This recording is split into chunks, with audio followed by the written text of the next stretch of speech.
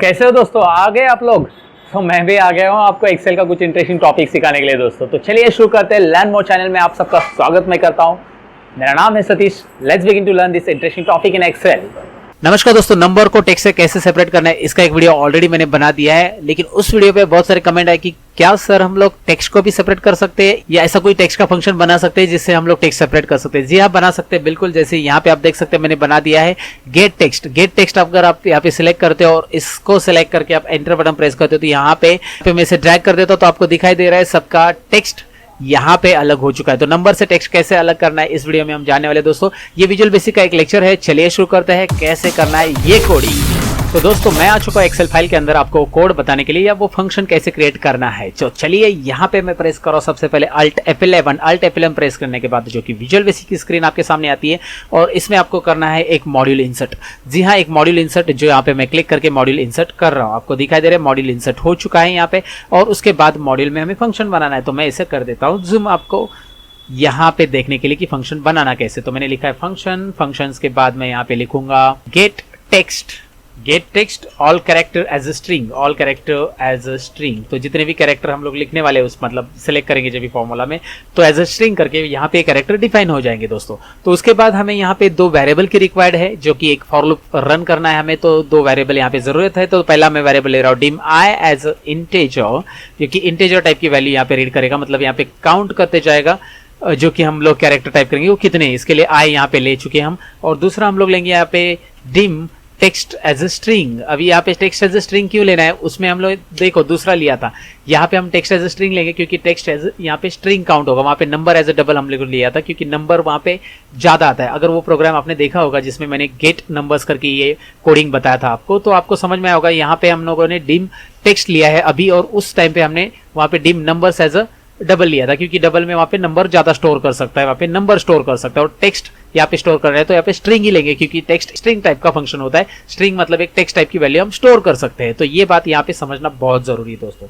तो यहाँ पे dim text as a string लेने के बाद मैं यहाँ पे फॉर लूप रन करूंगा। तो फॉर लूप में हम लोग लेंगे यहाँ पे आई इज इक्वल टू आई की कैरेक्टर्स हम लोग जो काउंट करना चालू करेंगे 1 2 हम लोग काउंट करेंगे यहाँ पे लेन। अब ये लेन क्या करता है आपको पता है कि लेन टोटल कैरेक्टर्स काउंट करेगा। ऑल कैरेक्टर जो मैंने स्ट्रिंग डिफाइन की उसमें से लेन ये फंक्शन टोटल कैरेक्टर काउंट कर देता है जितने भी फंक्शन। मैं आपको एक्सेल में दिखा देता हूँ इसका यूज क्या होता है। अगर आप एक्सेल में यहाँ पे कहीं पे भी लेन टाइप कर देते, जैसे यहाँ पे मेरे पास ये टेक्स्ट है, यहाँ पे मैं लेन टाइप कर देता हूँ तो लेन से यहाँ पे मैं इसका सिलेक्ट करता हूँ कैरेक्टर, तो टोटल इसमें कितने कैरेक्टर लिखे 11। तो ये लेन यहाँ पे काम करता है, आपको समझ में आया होगा। तो उसके बाद all character as a len type करने के बाद फॉर लूप के अंदर हमें करना क्या है, फॉर लूप के अंदर हमें कोडिंग देनी पड़ेगी यहाँ पे। तो यहाँ पे टाइप करेंगे if is numeric. Use numeric ये फंक्शन क्या होता है ये भी लास्ट टाइम मैंने बताया था। ये नंबर्स अगर है तो ही ये फंक्शन रीड होता है, मतलब उस सेल में अगर नंबर है तो ट्रू बताएगा, नंबर्स नहीं है, नंबर्स इंक्लूडिंग कुछ और है तो फिर वो बताएगा फॉल्स। तो इज न्यूमरिक ये फंक्शन हम यहाँ पे यूज करें। और इज न्यूमरिक के अंदर हम लोग मिड फंक्शन लेने वाले हैं। मिड फंक्शन में हम लोग क्या लेने वाले हैं, मिड फंक्शन में ऑल कैरेक्टर जो है हमारे टोटल मतलब स्ट्रिंग है ऑल कैरेक्टर, यहाँ पे आपको स्ट्रिंग दिखाई दे रहा है, स्ट्रिंग में हम लोगों ने ले लिया है ऑल कैरेक्टर कॉमा। तो यहाँ पे कॉमा करने के बाद आपको आ रहा है स्टार्ट एज अ लॉन्ग। तो स्टार्ट एज अ लॉन्ग लेंगे क्या, यहाँ पे हम लोग आई कैरेक्टर लेंगे, यानी कि हम लोग आई से स्टार्ट करेंगे। आई 1 है तो 1 कैरेक्टर होगा, आई 2 हो गए तो सेकंड कैरेक्टर होगा। और कितने नेक्स्ट कैरेक्टर काउंट करेंगे, लेंथ एक ही कैरेक्टर, मतलब एक ही कैरेक्टर हम मिड में यहाँ पे ले लेंगे। तो अगर ये न्यूमरिक है तो मिड का जो कैरेक्टर दिया है अगर वो न्यूमरिक है तो का ब्रैकेट हम लोग यहाँ पे क्लोज कर देंगे और देन करेंगे और यहाँ पे एंटर करेंगे। एंटर करने के बाद न्यूमरिक है तो कुछ नहीं होना चाहिए, मतलब मैं आपको एक्सेल फाइल में दिखा देता हूँ। यहाँ पे आप एक्सेल फाइल में आ जाइएगा, एक्सेल फाइल में मैं आपको दिखा देता हूँ। यहाँ पे अगर कुछ नंबर आप टेक्स्ट टाइप करते हो तो यहाँ पे इज न्यूमरिक फंक्शन आप यूज करते हो। यूज न्यूमरिक फंक्शन एक्सेल का ऑलरेडी है, यूज नंबर फंक्शन करके है वो एक्चुअली इस तरह से। तो आपको दिखाई दे रहा है फॉल्स। अगर इसमें कुछ नंबर है तो बताएगा ट्रू, तो नंबर है तो ट्रू, टेक्स्ट है तो फॉल्स। तो यहाँ पे वो हर एक अल्फाबेट को चेक करने वाला है। मिड फंक्शन क्या काम करता है, इसमें मैंने मिड भी दिया है ना साथ में। तो मिड फंक्शन क्या करेगा, मिड फंक्शन में सपोज मैं लेता हूँ यहाँ पे ये मेरा टेक्स्ट स्ट्रिंग है, कॉमा आई की पोजीशन 1 है कॉमा और इसकी भी पोजीशन 1 है, मतलब मुझे एक ही कैरेक्टर आगे के देना है। तो मुझे एक कैरेक्टर यहाँ पे दिख रहा है ए होगा। अगर मैं आई की पोजीशन बदल दूंगा, जब आई की पोजीशन फॉर लूप में बढ़ती जाएगी, फॉर लूप तो नेक्स्ट आई लेता रहेगा, तो इस तरह से आई की पोजीशन यस हो जाएगी। फिर आई की पोजीशन यहाँ पे 3 करेंगे तो डी हो जाएगी। तो एक एक आई की पोजीशन यहाँ पे बढ़ने वाली है हमें पता है। तो एक एक कैरेक्टर वहां पे वो काउंट कर चेक करते जाएगा वो नंबर है कि नहीं है। और जब कभी वो नंबर मिलेगा तो क्या करेगा मैं आपको बताता हूँ। जब कभी वो नंबर मिलेगा तो उसके साथ यहाँ पे कुछ भी नहीं करना है, क्योंकि हमें नंबर्स अलग करनी नहीं है। हमें यहाँ पे बस एल्स लिख देना है। नंबर है तो कुछ नहीं करेगा, लेकिन वो अगर टेक्स्ट है तो टेक्स्ट इज इक्वल टू, यहाँ पे हम लोग लेंगे टेक्स्ट स्ट्रिंग हमने जो लिया है ऊपर की, text is equal to text के साथ, क्योंकि टेक्स्ट में पहला जो कैरेक्टर आएगा उसके साथ ऐड करते जाएंगे हम लोग। Text is equal to text and यहाँ पे हम लोग लेंगे मिड के बाद यहाँ पे उस टेक्स्ट स्ट्रिंग में ऑल कैरेक्टर आ जाएगा, फिर कॉमा आई और कॉमा 1, वही कैरेक्टर्स यहाँ पे एक के साथ यहाँ पे एक ऐड होते जाएंगे। तो आपको मैं एक बार पूरा कंप्लीट होने के बाद बता देता हूँ। ये सब होने के बाद हमें यहाँ पे लिखना क्या होगा, यहाँ पे लिखना होगा आपको एंड इफ। जी हाँ दोस्तों, एंड इफ तो करना पड़ेगा। यहाँ पे एंड इफ होने के बाद यहाँ पे हम लोग फॉर लूप का नेक्स्ट करेंगे और उसके बाद यहाँ पे नीचे याद रखना है आपको get text is equal to text, ये आपको जरूरी करना। तो ये रन कैसे होगा मैं आपको दिखा देता हूँ। आखिरकार ये मिड फंक्शन काम कैसे करता है, इसके अंदर टेक्स्ट कैसे स्टोर होते जाएगा। तो यहाँ पे अगर आप एक्सेल में टाइप करते हैं गेट टेक्स्ट, तो गेट टेक्स्ट यहाँ पे इसको सिलेक्ट करके एंटर करते हैं तो यहाँ पे ये आंसर आ जाता है। तो गेट टेक्स्ट में होता क्या है दरअसल, गेट टेक्स्ट में ये पहला अल्फाबेट जो है ए, ये इस फंक्शन में आके रीड होगा, मतलब यहाँ पे चेक करेगा वो न्यूमेरिक है कि नहीं है। इसमें ये लाइन में मैंने हाईलाइट की, ये लाइन में वो चेक करेगा कि ये न्यूमेरिक है कि नहीं है।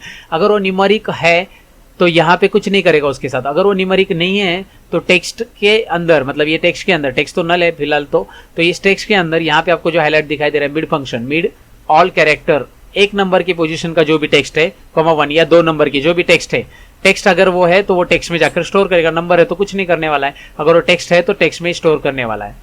तो ए अगर उसमें स्टोर हो चुका है तो दोबारा जब वो चेक करेगा तो उसके टाइम पे भी वो चेक करेगा उसमें नंबर है कि नहीं है। जैसे दूसरा यहाँ पे आप देखेंगे एस है तो एस के लिए भी वो चेक करेगा, अगर वो टेक्स्ट है तो ये टेक्स्ट के अंदर दोबारा वो स्टोर करते जाएगा। और ये ऐड दिया मैंने, ऐड का मतलब होता है कि पहला टेक्स्ट प्लस एंड दूसरा टेक्स्ट, पहला टेक्स्ट तो जो ए ऐड हो चुका है वो इसमें आ जाएगा, ए एंड दूसरा यस भी यहाँ पे ज्वाइन हो जाएगा। एंड टेक्स्ट यहाँ पे ज्वाइन करने के लिए होता है। तो ऐसे एक एक करके टेक्स्ट ज्वाइन होगा। जब भी कभी नंबर रहेगा तो वो नंबर ज्वाइन नहीं होगा और वो सब टेक्स्ट की वैल्यू बनती जाएगी।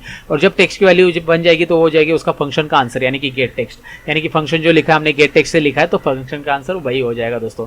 तो ये एक छोटा सा कोड ही है दोस्तों, मेरे लिए तो छोटा सा लग रहा है, शायद आप भी नहीं जानते होंगे तो आपको लगता होगा यार ये तो बहुत लंबा कोड है, ये कौन याद रखेगा। लेकिन नहीं दोस्तों, 2-3 बार आप प्रैक्टिस करोगे तो इसका लॉजिक आप समझ जाओगे।